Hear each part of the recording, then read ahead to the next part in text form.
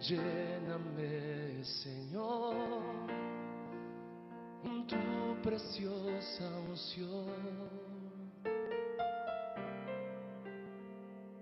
Ven, Espíritu, ven y lléname, Señor, con tu preciosa unción. Purifícame y lávame, renuévame y restáurame, Señor, con tu poder. Purifícame y lávame, renuévame y restáurame, Señor.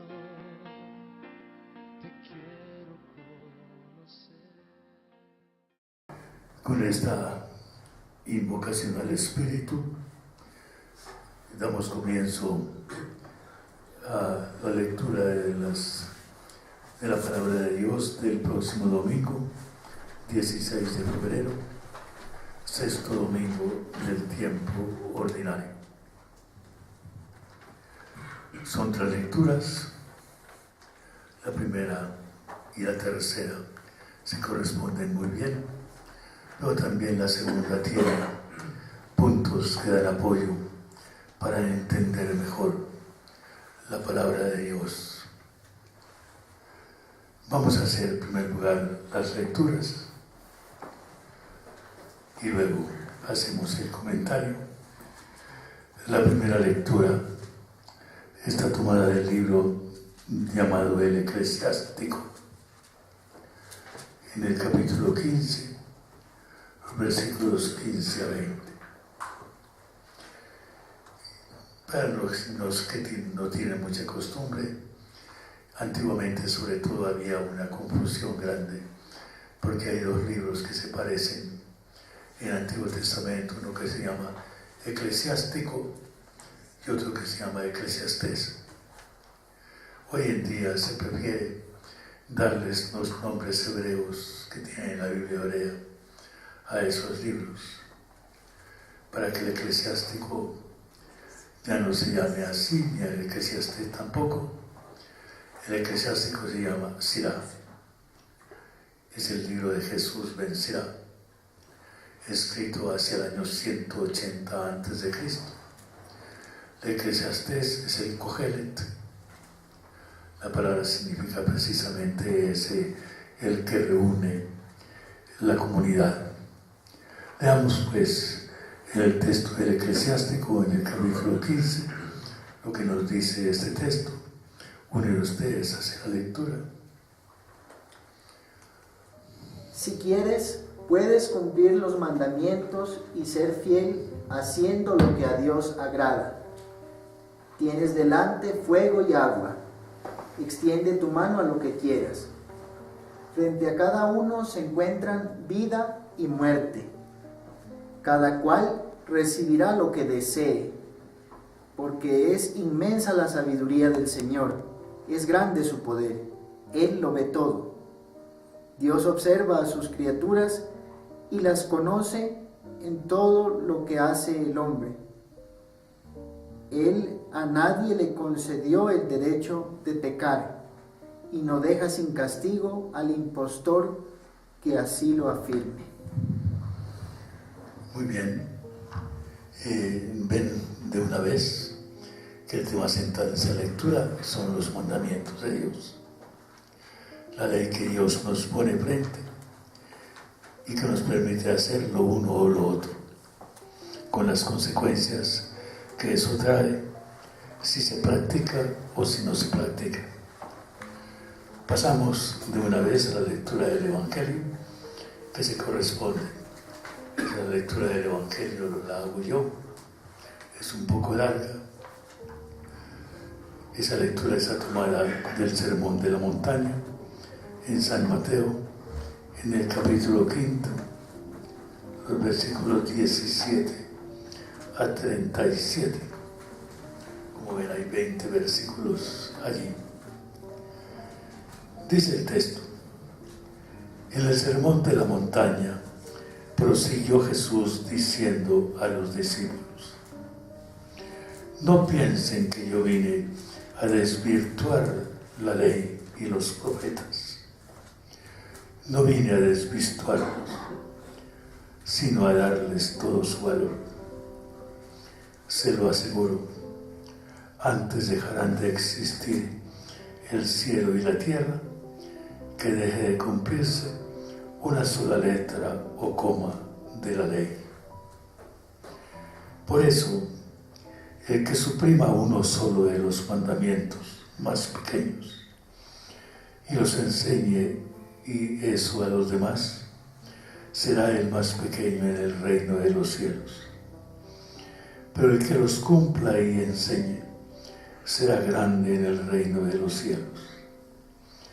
Les digo que si no cumplen la voluntad de Dios, mejor que los escribas y los fariseos, no entrarán en el reino de los cielos. Saben que desde antiguo se mandó: no matarás, y el que mate debe ser sometido a juicio. Pero yo les digo, debe ser sometido a juicio todo el que se enoje con su hermano, y el que trate a su hermano de estúpido merece ser llevado ante el tribunal, y el que lo trate de imbécil merece el fuego del infierno. Por eso, si al ir a presentar tu ofrenda ante el altar, te acuerdas de que tu hermano tiene algo contra ti, deja allí tu ofrenda delante del altar y ve a reconciliarte primero con tu hermano.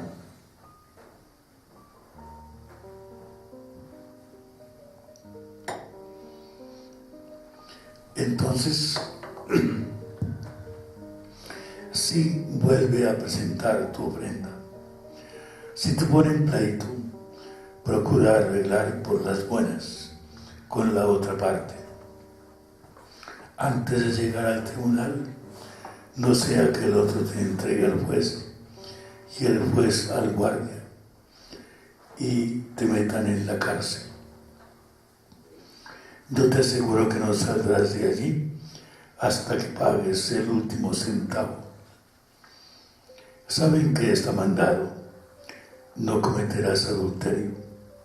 Pero yo les digo, todo el que mira a una mujer con malos deseos ya ha cometido adulterio con ella en su corazón. Y si el que te hace pecar es tu ojo derecho, sácatelo y tíralo, porque más vale perder un órgano que ir a parar entero al infierno. Y si te hace pecar tu mano derecha, córtatela y tírala, porque más vale perder un miembro que ir a parar de cuerpo entero al infierno. Está mandado: el que despida a su mujer debe darle el acta de divorcio. Pero yo les digo, todo el que se divorcia de su mujer, fuera del caso de unión carnal ilegítima, la induce al adulterio. Y el que se casa con otra divorciada, con una divorciada, comete adulterio.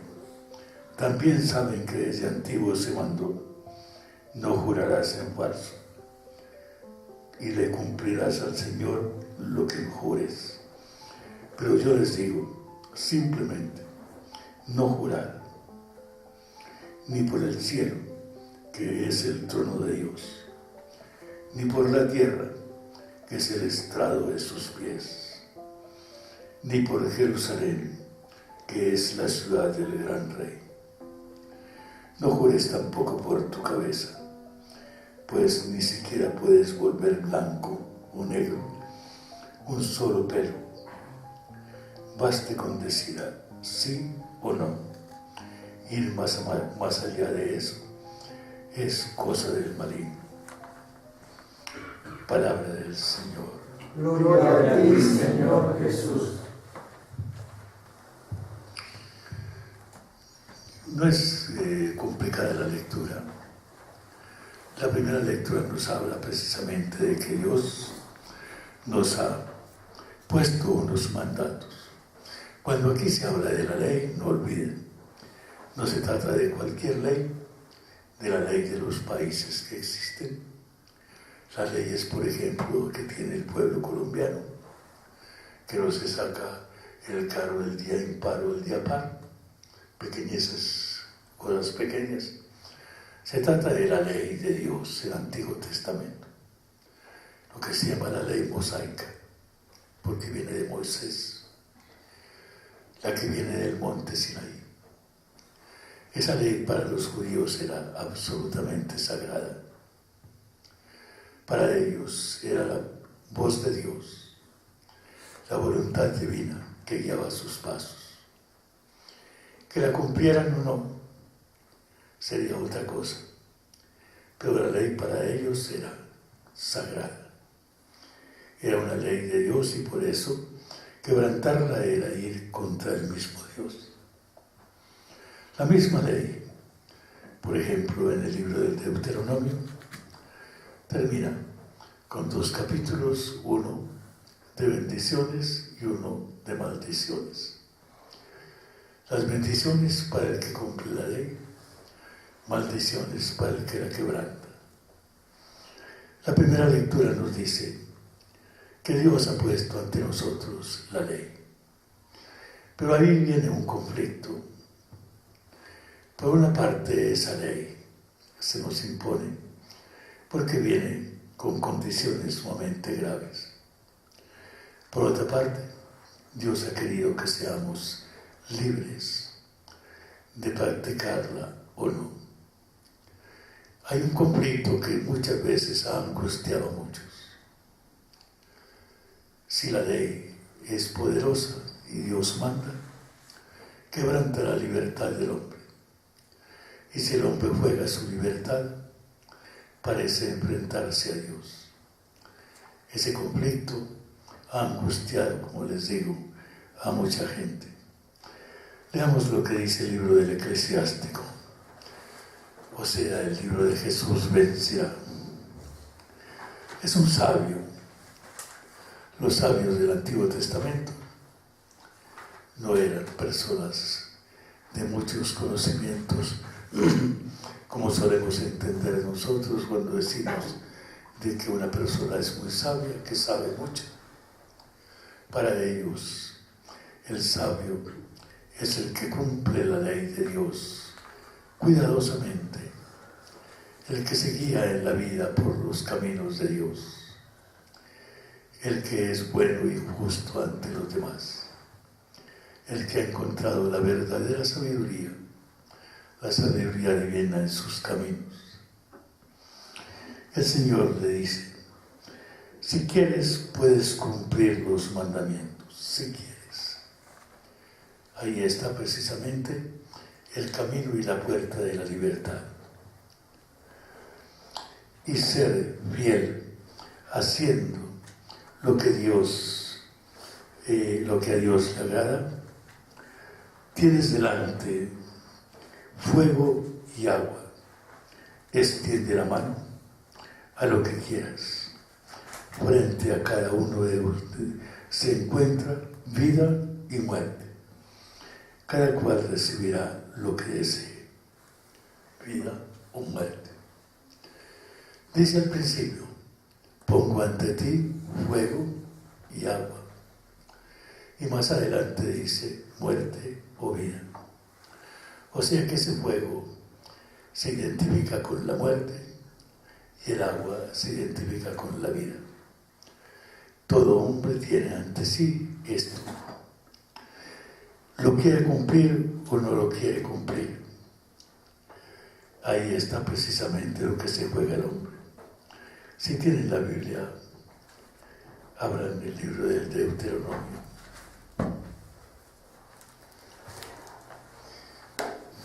Libro del Deuteronomio.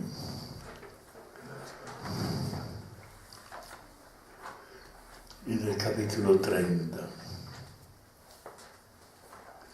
vamos a encontrar algo. Es una palabra que repite San Pablo en la carta a los romanos, en cierta manera. Es la ley, el parágrafo que llama de los dos caminos. ¿Qué capítulo, padre, por favor? 30. Versículo. Versículos 15 y siguientes. Mira, yo pongo hoy delante de ti la vida y el bien, la muerte y el mal. Si escuchas los mandamientos de Yahvé, tu Dios, que yo te mando hoy, amando a Yahvé, tu Dios, siguiendo sus directrices y guardando sus mandamientos, preceptos y normas, vivirás y te multiplicarás. Yahvé, tu Dios, te bendecirá en la tierra en la que vas a entrar para tomarla en posesión.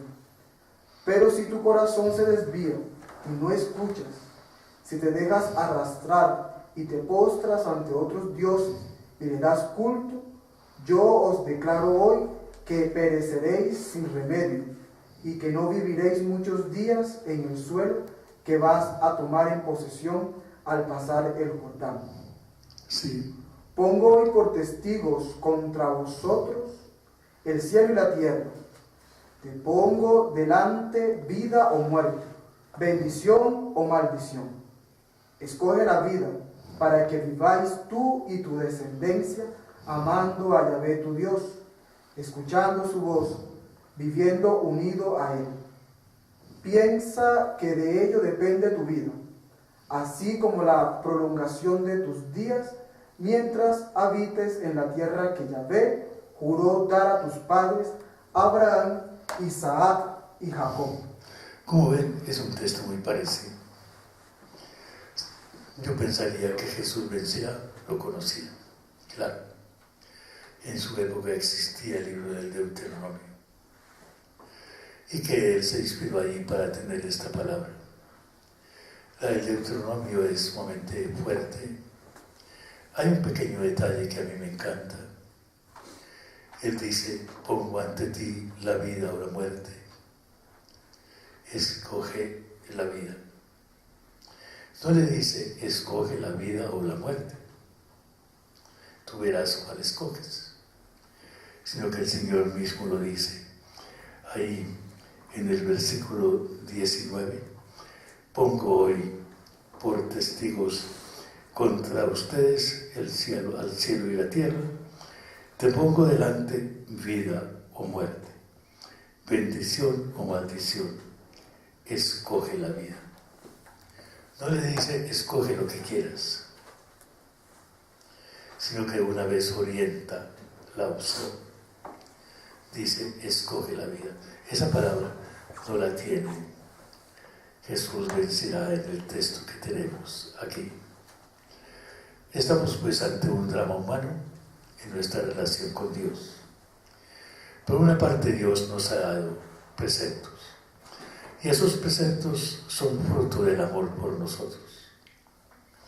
Esos preceptos no son contra el hombre, sino que son caminos buenos para el hombre. Si Dios pide amar, el mejor camino que tenemos en la vida es el de amar. Y así de todos los demás preceptos. San Pablo decía, todo se reduce a una sola palabra, amar. Y cuando a Jesús le preguntaron por el precepto mayor de la ley, dijo, será el de amarás al Señor tu Dios con todo el corazón, con todo el alma, con todas tus fuerzas, y amar a tu prójimo como a ti mismo. Así pues, el precepto es vida, el precepto es bien, el precepto es rectitud. Sin embargo, el hombre se siente muchas veces agredido en su libertad. ¿Por qué me mandan a hacer esto o aquello? ¿Por qué coartan mi libertad? Allí hay algo que es maravilloso. Dios ha querido dejarnos libres, incluso frente a Él. Hubiera podido hacer al hombre dominado por el hombre dominado por Dios de manera poderosa, su omnipotencia, de manera que el hombre no pudiera no hacer sino lo que Dios quiere. Pero el hombre ante eso se encuentra en un ejercicio profundo de libertad. O lo uno o lo otro. Lo puede hacer. Es una manera de interpretar que Dios no quiere esclavos, Dios no quiere siervos, Dios quiere hijos. Y porque los quiere hijos, les deja su libertad. Es un signo para nosotros. El tener esa libertad es un signo de que Dios nos otorga una dignidad grande y que Dios confía en nuestra responsabilidad. Frente a Dios, pues, tenemos esa libertad. Sin embargo, se nos dice que es importante porque allí está en juego algo definitivo para el hombre. Se llama la vida o la muerte. El fuego o el agua, decía Jesús, vencerá. La vida o la muerte. Si practicas los mandamientos encontrarás la vida. Si te apartas de ellos, si contrarías la voluntad divina, encontrarás la muerte. No solamente la muerte física, sino el alejamiento de Dios. El no encontrar a Dios en la vida. Para el verdadero hombre, el hombre que mide toda su vida y toda su dignidad, ese alejamiento de Dios, ese no encontrar a Dios, ese oponerse a Él, es jugarse la muerte. En Dios está la fuente de la vida. Si nos separamos de la fuente de la vida, encontramos la muerte. Eso es lo que se juega por consiguiente allí. Y Jesús, cuando viene, insiste aquí en el Evangelio, en el Sermón de la Montaña. Lo primero que dice es que no ha venido a desvirtuar la ley y los profetas. ¿Qué significa ese desvirtuar? ¿Han oído mentar esa palabra ustedes? Como hacer quedar mal. ¿Hacer quedar mal? No. Cambiar. O sea, No. Quitarle las virtudes que poseen. ¿Cómo? Quitarle las virtudes que poseen. Tú juegas con la palabra virtud, tienes algo, estás encaminado. Desvirtuar. Lo que pasa es que la palabra virtud en latín no significa solamente las virtudes que es caridad, esperanza, fe y todo lo demás. La palabra virtud significa fuerza, poder. Eso es lo que significa verdaderamente en latín la palabra virtud. Y desvirtuar es quitarle la fuerza a la ley. Yo no vine a quitarle la fuerza a la ley. No vine a destruir la ley. Vine por consiguiente a dar su plenitud a la ley. Es una palabra que se ha estudiado mucho, que tiene el sentido de Cristo. ¿Por qué razón? Porque los judíos pensaban que Jesús se había opuesto a la ley. En un momento dado lo pensaron así. Y los cristianos decían, no, Jesús ha practicado la ley, pero la ha llevado a su plenitud. La ley era un camino ante Dios, abre el camino de Dios. Y Jesús nos viene a mostrar cuál es ese profundamente, ese verdadero camino. Eso nos va a decir así. Bien, entonces quitarle la virtud de la ley es quitarle todo su valor en el plan de Dios. Él ha venido a darle la plenitud del valor que tiene la ley. Y entonces establece una ley. Aquí hay una cosa que es muy importante. ¿Quién dio la ley en el Antiguo Testamento? Ustedes lo saben. Dios. Dios dio la ley en el Antiguo Testamento.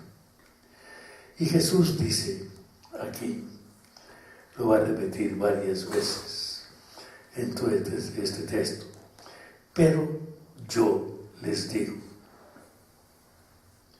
como quien dice, que Jesús asume el papel de Dios en el Nuevo Testamento.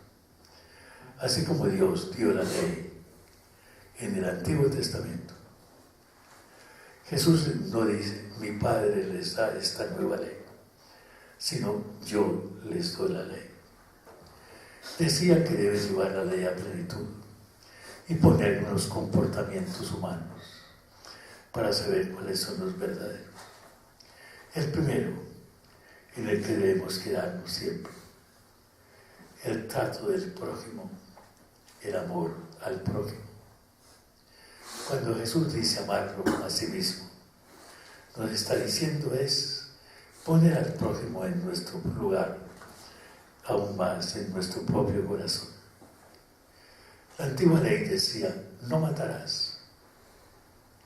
Así sin más, no matarás. Y entonces Jesús dice, hay otras maneras de matar al hombre. San Juan lo va a decir en la primera carta, el que no ama a su prójimo es asesino, es un asesino, el que no ama al prójimo. ¿Por qué razón? Aunque no lo mate físicamente, lo mata en su corazón, le da muerte en el corazón. Y por eso Jesús dice, un insulto, hay insultos que tienen a veces incluso un carácter sagrado, de eso que se salude al Señor, pero dice un insulto, lo que tiene este texto en su traducción, decirle estúpido o decirle cualquier otra palabra de esas ofensivas que puede haber. Cuando se dice eso, se está obrando como si estuviéramos matando al prójimo, como si estuviéramos quitando la vida. Ven que de un paso meramente de quitarle la vida física a una persona, se da un paso adelante inmensamente mayor, que es el de un amor del prójimo, que nos prohíbe absolutamente cualquier actitud que dé muerte al prójimo en nuestro corazón, que lo ofenda en nuestro corazón. Eso es maravilloso, esa manera como lo tenemos ahí. Tan difícil de practicarlo a veces. Cuando yo era superior aquí, teníamos un campo de fútbol por ahí arriba, ese que tiene el colegio actualmente era de nosotros, y jugábamos allí, yo también jugaba. Yo les decía a los seminaristas cuando había alguna dificultad y de pronto alguno se ofendía contra otro, les decía no, un gol no vale un insulto al prójimo. No se puede pagar entre un gol y un insulto al prójimo. No hay comparación, absolutamente no hay comparación. Por consiguiente, todo eso hay que tenerlo muy en cuenta. Ustedes han oído hablar de Camilo Torres, el padre. Estuvo varias veces en esta casa cuando yo era superior. Éramos muy buenos amigos. Y entonces, cuando él tomó esa decisión errada, lastimosamente errada, de salir así, sin embargo, el texto que él adujo para justificar su actitud fue precisamente esa: si tu hermano tiene alguna queja contra ti, cuando vas al altar, primero reconcíliate con tu hermano. Y él decía, mi hermano, el hombre, el pobre, tiene quejas contra mí. Él representaba toda una actitud, al menos ante los demás, todo un rango muy distinto. Y entonces yo quiero primero reconciliarme con mis hermanos, con todos. Y por eso decía él que tomó esa actitud. Y así van a seguir los demás. Fíjense lo que igualmente dice. Si vas en discusión y en conflicto con alguien ante un tribunal, procura arreglarte antes. Y dice, lo mejor que podemos hacer es ceder en bien de la fraternidad. Si alguno me dice que yo le dé esto o aquello, y yo le ofrezco pelea y conflicto, diría, lo que tenemos que hacer es no solamente darle una prenda, sino 2 prendas también. Dice el mismo Señor, si te pide lo uno, dale lo otro también. ¿Por qué? Porque vale más la caridad que esa prenda. Vale más la caridad que la ofensa que tiene contra ti el otro. Así lo va a decir igualmente. Cuando se trata del matrimonio, del divorcio, también está allí.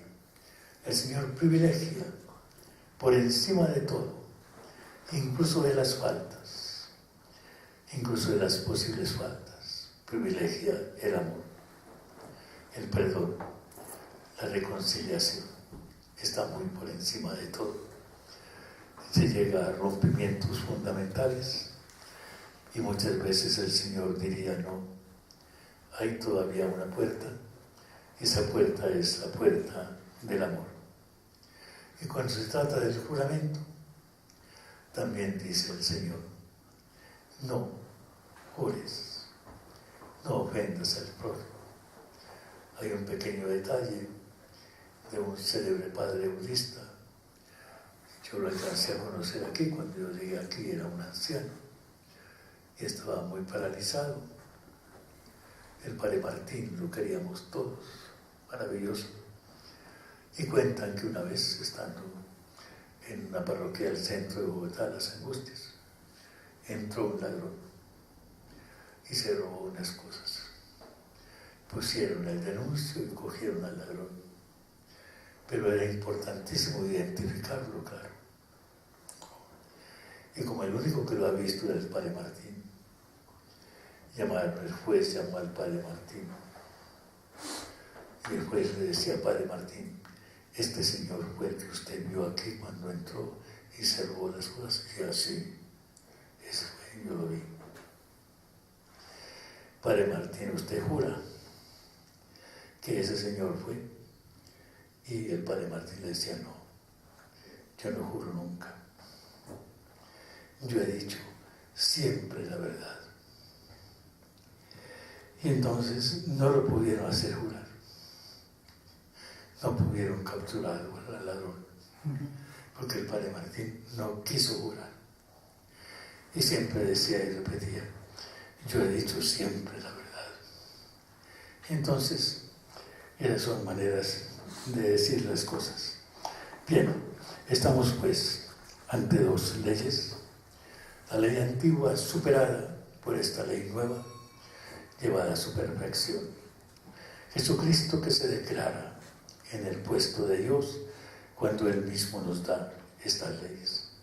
¿Qué nos ofrece? Nos ofrece vida, nos ofrece fraternidad, nos ofrece solidaridad. Lo que quisiéramos en un mundo como el nuestro, tan afectado por tantos conflictos en el país, fuera del país, lo que ustedes han visto en la televisión.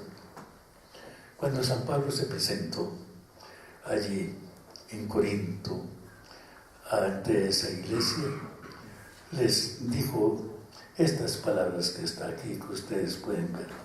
No se habla ahí de preceptos, pero hay, sin embargo, un planteamiento muy importante. Dice él, hay una sabiduría humana y hay una sabiduría divina. ¿Qué nos dice la sabiduría humana?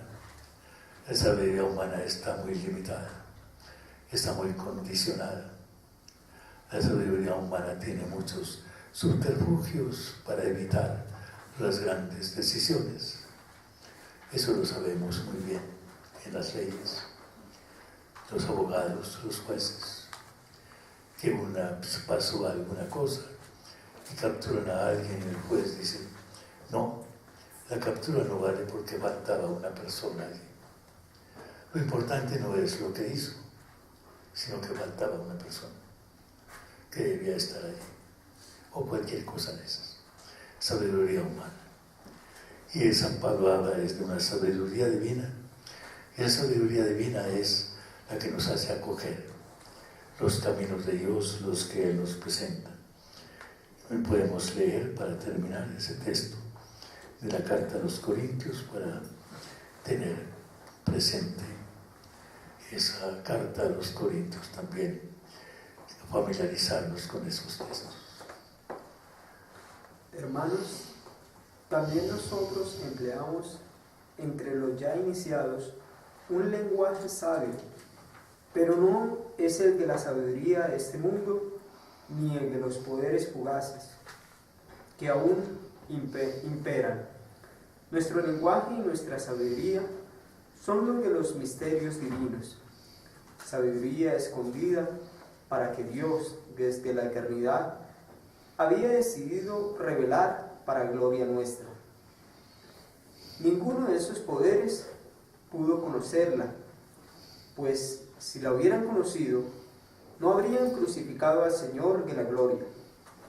Pero como dice la Escritura, eso que nadie jamás ha visto ni escuchado, ni ningún ser humano no había llegado a imaginarse, lo tenía Dios preparado para los que lo aman, y nos lo reveló a nosotros por medio de su Espíritu, porque el Espíritu penetra todos los secretos, aún los secretos más profundos de Dios.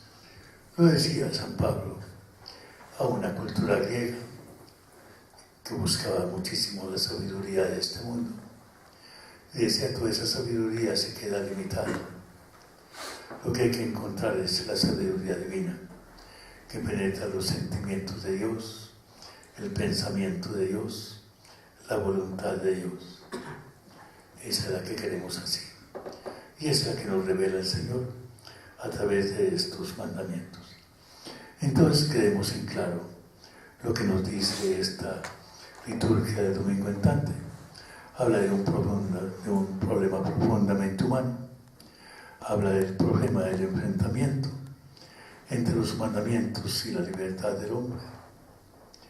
Dios es consciente de que los mandamientos pueden ser quebrantados, pero Dios, sin embargo, mantiene a todos en una profunda libertad.